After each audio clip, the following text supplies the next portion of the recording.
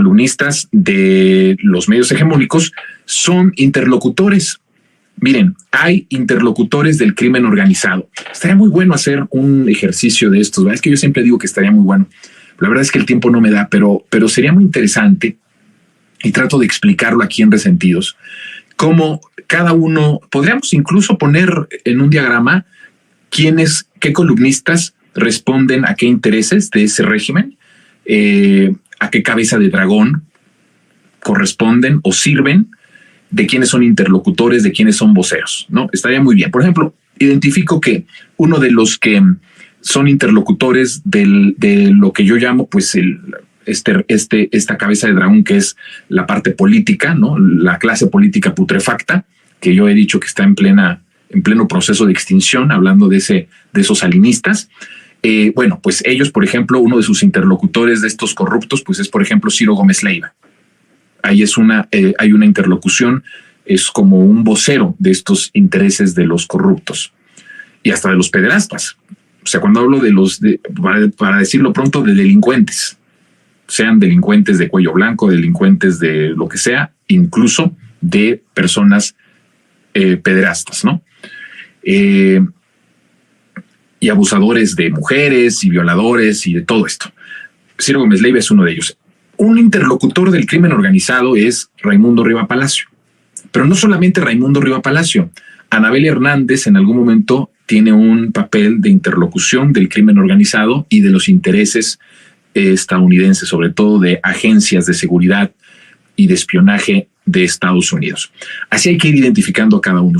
Por ejemplo, Enrique Quintana es un interlocutor de una ala moderada de esa representación de los potentados. Me parece que Enrique Quintana, quien es director del Financiero, representa o es el vocero de una parte de los empresarios que en este momento no están queriendo intervenir abiertamente en el golpismo o en el proyecto o en la decisión o en la discusión de desestabilizar al país.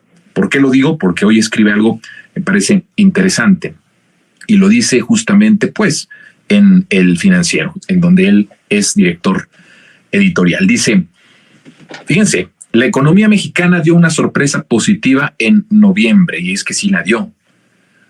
Y ahorita él mismo nos va a decir por qué.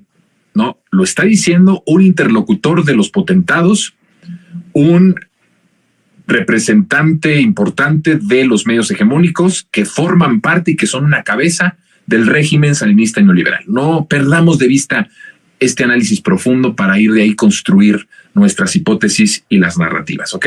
A ver, dice, de acuerdo con el indicador oportuno de actividad económica del INEGI, habría crecido en el 11º mes del año una asombrosa tasa de 4.2% anual. De esta manera, dice Enrique Quintana, en el último trimestre del año se perfila un crecimiento de 4.0%, pues en octubre el ritmo registrado fue de 3.8%. En el tercer trimestre la cifra había sido de 3.3%, lo que implica que se aceleró.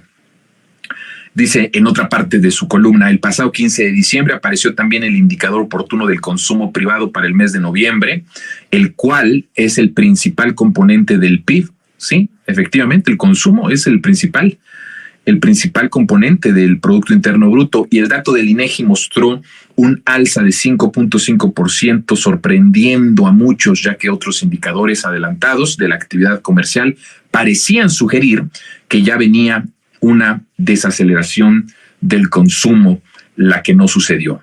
En otra parte, dice Enrique Quintana, una parte importante de la población observa un crecimiento muy dinámico en las ventas, en el empleo, en los salarios, es decir, no lo quiere decir porque no les gusta esta palabra, en el bienestar, ¿no? En el estado de bienestar. Y termina diciendo, una aceleración del crecimiento como la que vimos, fíjense, en pleno proceso de campañas políticas, poco tiene que ver con el curso del desastre que se describe por parte de la oposición.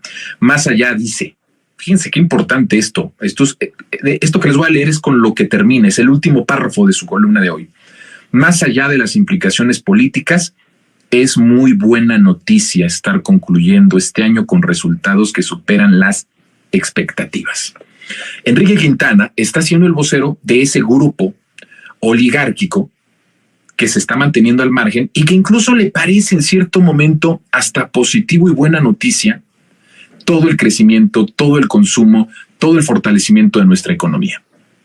Esa es una parte de esa cabeza del dragón que es los potentados.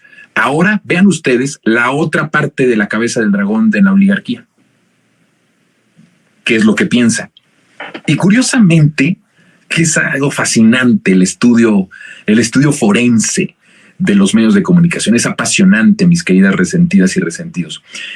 Justo en El Financiero, Pablo Iriart, quien es un interlocutor de este segmento político, muy rancio, muy podrido, también es interlocutor de una parte de los empresarios que son un poco más radicales y que quisieran ver pues destruido el país o destruido al gobierno, que apostaron desde el inicio de su sexenio hasta ahora en desestabilizar y que han apostado por el fracaso del proyecto de transformación. Pablo Iriart es en cierta medida el interlocutor de esta otra parte contraria a los empresarios a los que representa Enrique Quintana. Ojo, no quiere decir que sean buenos, no estoy hablando de personas buenas, ni de un bando ni del otro. Simplemente estoy haciendo un análisis forense de lo que cada una de estas cabezas de la oligarquía está pensando. Vean ustedes lo que dice Pablo Iriart, que además me parece muy grave lo que está solicitando y lo que está pidiendo Iriart, y es lo que una parte de la oligarquía y de los potentados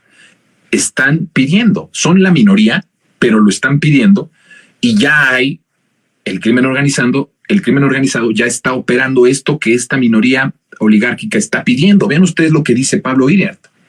Se entiende que buena parte de la sociedad no se sorprenda por el rumbo que lleva México, pues dedica sus horas a corretear el sustento diario en un país en el que, oigan, hay empleo y la economía presente no está mal. Aquí empieza Pablo Iriart aceptando lo que también Enrique Quintana incluso dice que es una buena noticia. Quiere decir que esa parte más radical, más, digamos, más violenta de la oligarquía está aceptando que en nuestro país hay bienestar, que hay empleo, que la economía va muy bien, pero pese a eso o pese a esto, vean ustedes lo que viene después. No es el caso de las élites que por interés o cobardía han abandonado su responsabilidad social. Vivimos la destrucción del Estado de Derecho con un proyecto transeccional de demolición ante el que buena parte de las élites se ha adherido de palabra, obra u omisión. Y luego remata: las élites, en lugar de exigir a Claudia Sheinbaum un compromiso contra el tiro de gracia a la legalidad, le organizan desayunos y reuniones.